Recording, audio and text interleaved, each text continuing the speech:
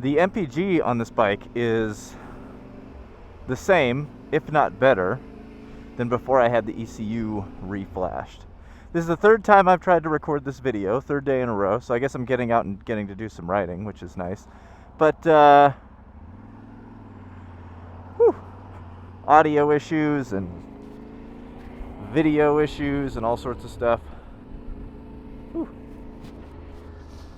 have just resulted in a video that has been just impossible to make, which is sort of a bummer. But this is the Yamaha Tenere 700. This is a 2022. Ironically, the second one that I've ever bought. I had bought one in early last summer. Or wait, no, 2 summers ago, 2021. I bought one in 2021, had it for about 1,000 miles, sold it, which proved to sort of be a mistake. It was one of those things where absence made the heart grow very fond, and I missed my bike. So here I am back with you on another journey with another bike, and I will show it to you here in a couple of minutes when I get down to the lookout place. But yeah, this is this bike is a real treat.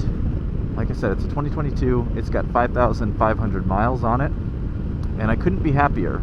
I've made quite a bit of upgrades to it since I got it, but all have merit and all have meaning into my riding life. And right now this is going to be a fairly slow ride, and I don't have a lot of time. I got to get back to work from lunch. But like I said, I wanted to do more or less a test video.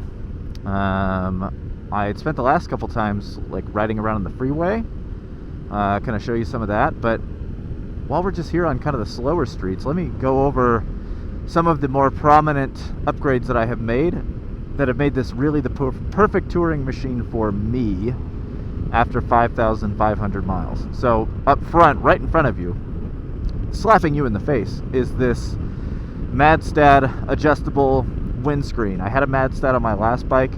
It was invaluable. The thing is, the whole idea behind it is that it is a adjustable both up and down and the angle that you want. Like, that's their whole pitch. I never move it out of the one position that I have it in right now, which is lowest setting and then furthest angled back. And I think that there's a couple of things going on. A, it is about, I don't know, 4 inches taller, 3 or 4 inches taller than the stock screen, for starters, but it has ventilation out of the bottom, and then it's also quite a bit wider side to side. So I have no loss of vision when I'm looking at it. Like right now, it is about level with my chin or so, upper chest, chin, neck, whatever we want to call that. So I don't even see it in my line of sight. And even when I'm doing long stretches of highway for hours and hours on end, I still haven't found a need whatsoever to move it. So it's just been perfect. It's been a great piece of kit, as they would say across the pond. So that's kind of the first one as far as the touring goes. The second one is the Pro Taper Evo Adventure bars that I put on here. Not a tough task at all, inexpensive. I think it was $90 for new bars. The thing that I didn't like about the stock bars was that they are very flat and they have minimal, if any, sweep to the bars. So it's just not as comfortable for longer days. I'm sure it's better in the dirt, but to me this is a unicorn bike that will likely live 80% of its miles, 70% of its miles on pavement. And for the first 5,500 miles I've had it, it's only been about 50% on pavement, but I don't think that's going to be the norm at all. So the norm for me is adventure riding, not so much dual sport riding, and they're the perfect bars for that. I don't need bar risers. The stock cables all got to stay. So it was only a tedious task in the sense of you have to take all of the controls and all the housing and everything off of all the stuff that you're doing, and then get the positioning of all those just so, depending on how kind of OCD your personality is. That might be more aggravating for some than it is for others. I didn't find it aggravating at all. So it was an easy experience. And then I put the Oxford Adventure heated grips on this bike too for traveling, which is nice. And then a couple of the other upgrades that I feel like were very worthy and have been great investments for me have been the Seat Concepts Sport Touring seat. Was a great upgrade to make. And the other one, well, let me get into the seat a little bit. So the seat on this bike, actually, the softness was not the problem.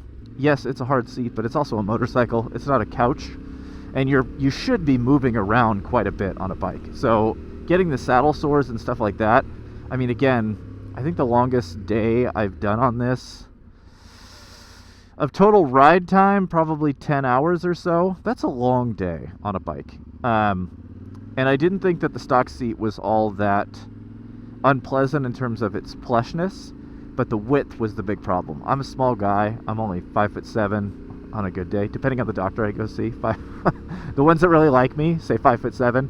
Most would say 5'6". And I'm about 175 pounds, so I am not a big guy by any stretch of the imagination. And the seat was far too thin for me. I had quite a bit of cheek hanging off the sides, and now with the Sport Touring seat, I don't have that issue at all. So it is quite nice, quite pleasant. It's a great place to sit for this long of a time. So what did I cover? I covered the windscreen. I covered the grips. I covered the bars. I covered the seat. Gosh, I keep forgetting there's one other one. What is the... I don't know. Maybe it'll come to me. Maybe it'll come to me. Oh, that's right. The 16-tooth front sprocket. So the stock is a 15-tooth one. Phenomenal in off-road conditions. In fact, if I were to do... Let's say that I were going to do a full BDR, where I'd be essentially all on dirt for an entire week and doing 500, 600 miles on dirt, I'd likely put that stock 15-tooth sprocket back on the bike. But because that's not really the nature of what I'm riding at the moment, the one that makes the most sense is this aftermarket 16-tooth sprocket. Is just quite more pleasant for me. So the reason it's so much more pleasant is this bike is, again, just having the stock upper gearing. So the motor that was taken for this bike is off of the MT-07/FZ-07, which is, I think, is a 689cc parallel twin or cross-plane twin bike.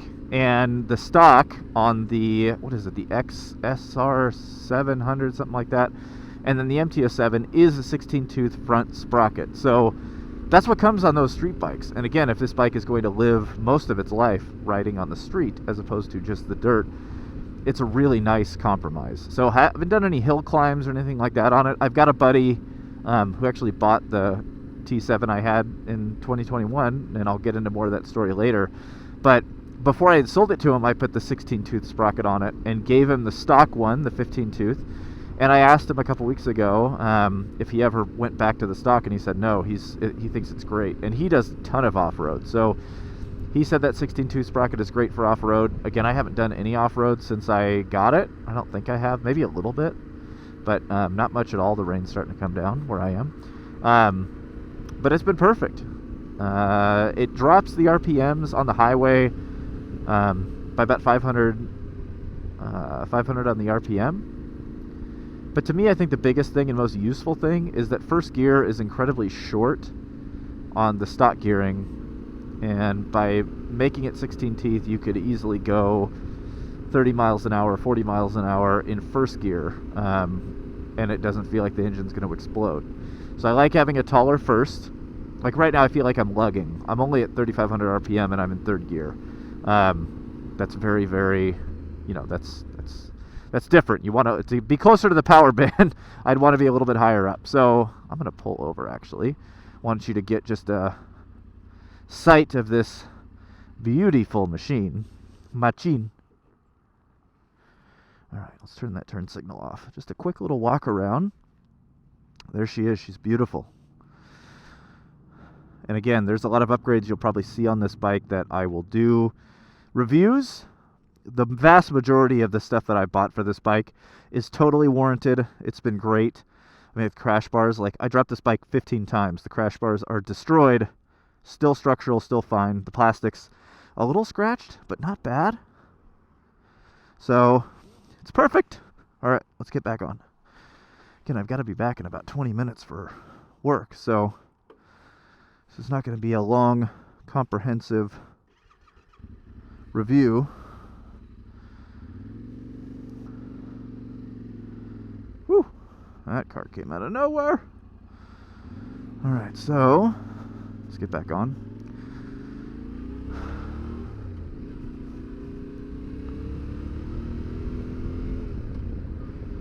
So yeah, the basic story on this bike.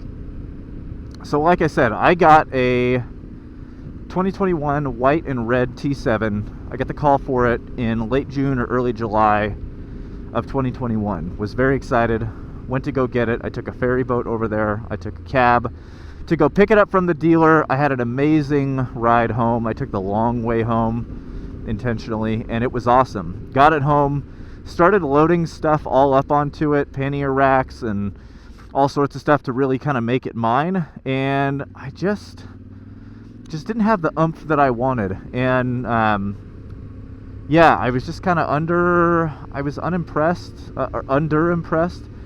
And I think a lot of that had, life is all about expectations, and I think a lot of that had to do with my expectation of it. Because at the time I had a 1200cc Super Tenere, and I was getting ready to take a solo road trip of about 2,000 miles up and down the West Coast, and I had to take one bike and pretty much get rid of the other one. So I actually ended up selling the T7, kept the Super Tenere, had an amazing trip, but got back, and I had done a lot of off-road in what I think is now the Oregon BDR. So I did a bunch of that, and I remember just feeling like it's like driving a tank, because it's just so big and so heavy. It's 150 pounds heavier than this bike, and that's with nothing loaded onto it.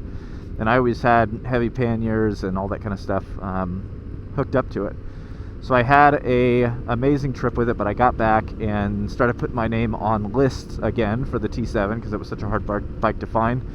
And in the meantime, just started test riding other bikes. Test rode the Tiger 900, Rally, test rode an Africa Twin. I test rode KTM 890, and the Tiger was okay. But all around, just in terms of its fit and finish, it was a beautiful bike. The KTM 890, oh, and I also had a pre-order on a Norden 901. So the KTM, the most fun to ride. The Africa Twin was pretty tame, and just overall felt like, none of these are like totally hitting the dots. And then I get a call for the T7, and again at the time for the 2022s.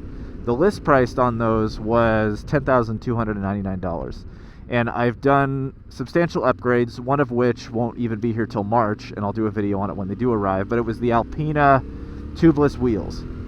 So the Alpina tubeless wheels they were like $2,000. So you add in those and the other upgrades that I've done some suspension stuff to it. I flashed the ECU. I've got different configurations for panniers. I've got soft luggage, I've got hard luggage, I've got, kind of pick your poison, and I've got it. The windscreen, the mirrors, the hand guards, the levers, all that kind of stuff. So I'm probably about $14K deep into this bike. And if you were to ask me, Eddie, you can have the T7 and put $4,000 or $3,500 in accessories and modifications onto it, or you can have a stock Tiger 900. I am picking, meaning for the exact same cost, I am picking this every single day. I think it's tremendous. I think it's perfect. A perfect platform to do what you want. I've always been a big proponent of, you sort of establish like a base of something that you want, and then do all the customization to it you want. For instance, like my cable provider, I like having something pretty basic, and then I can add on and modulate the things that I want, instead of, a whole pack. Like maybe like the Tiger 900, again, the fit and finish is great, but the engine, I feel like for a 900, I just kind of feel like, yeah, it's just sort of there for me. It just kind of is what it is. And then the reliability factor, like the unknown that goes into those bikes. I mean, this bike has been, the only unexpected thing that has happened with this is a dead battery. I rode it, I took about 10 days of not riding it, and went outside, and the battery was dead. I don't know why. For the first like 6 years I was riding, maybe even more than that, like 8 years I was riding a motorcycle, maybe even 9 years I was riding a motorcycle, I just never plugged in a bike into a tender regularly. And the guys who I ride with the most, one of them if he's not riding that bike, it's plugged into the tender, and I've just never did that. But I also didn't I also didn't clean my chain on a bike for the first 9 years that I rode either, and now I'm really good about it, but never did that for the first 9 years, and also never had a problem. But I've also owned Hondas, Suzuki's, Kawasaki's, and Yamahas, and maybe that's part of it. With all my best motorcycle experiences being on Yamahas, from the FZ1 that I had to the Super Tenere to now the T7, they're all phenomenal. So we're planning a trip for July. With this, we're going to go to Yellowstone, and it is going to be amazing.